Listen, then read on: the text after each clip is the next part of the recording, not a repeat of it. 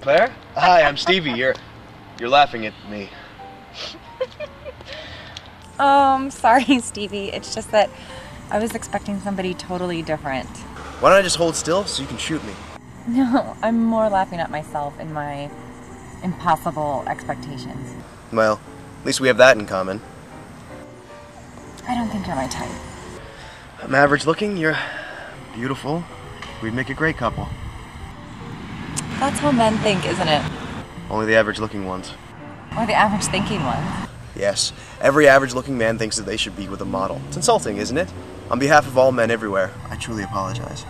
Well, on behalf of women everywhere, I reluctantly accept.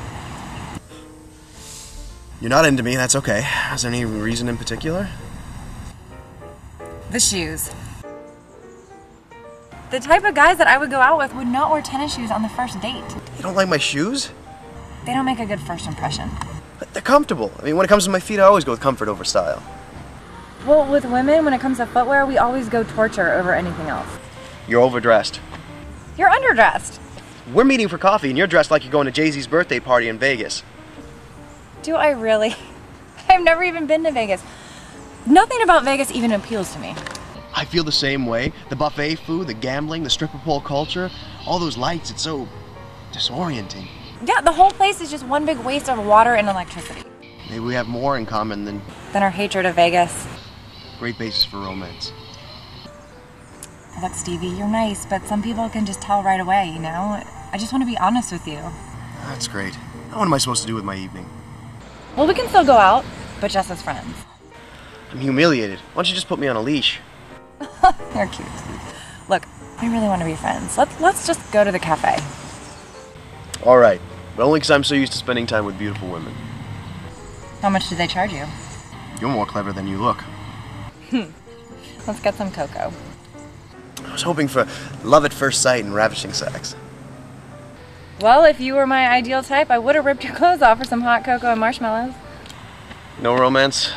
No sex? No romance, no sex. You're not gonna rip my clothes off? You're gonna have to do that yourself. Rip my own clothes off. Well, if you want to, but it's freezing outside, so I might want to wait till after we get the cocoa. I'll keep them on. Okay.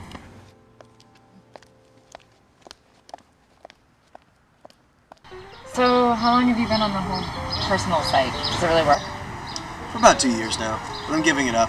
I've been diagnosed with ID PTSD. ID what? ID PTSD. Internet dating post-traumatic stress disorder. Oh, you sick man. My doctor said I was the first to be diagnosed with it, but he assures me there are others out there just like me. Did you prescribe anything for it? Just these stimulants, but I refuse to take them on account of the side effects. They're very addicting, you know. I sold them to the teenager next door. Well, that's a shame because a lot of people are doing the whole online personal thing. You're the last one for me. I'm quitting. I'll still browse occasionally. All the romantic suffering provides me with infinite amounts of musical inspiration. Well, some people's suffering is other people's pleasure. Thanks. I feel like a Nazi now. Don't feel guilty. I'm sure your music comforts a lot of people. So what film are you working on right now?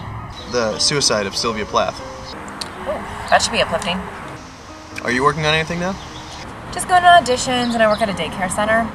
If I didn't do the love scene in Will Ferrell's last movie, I would be living off my credit cards. World War I epic. You played the French prostitute. Was it hard doing that? Filming a love scene with him? Not at all. But it was really hot on set, so he started like sweating all over me. Whatever, you do what you gotta do, right? Mm-hmm. Heard that.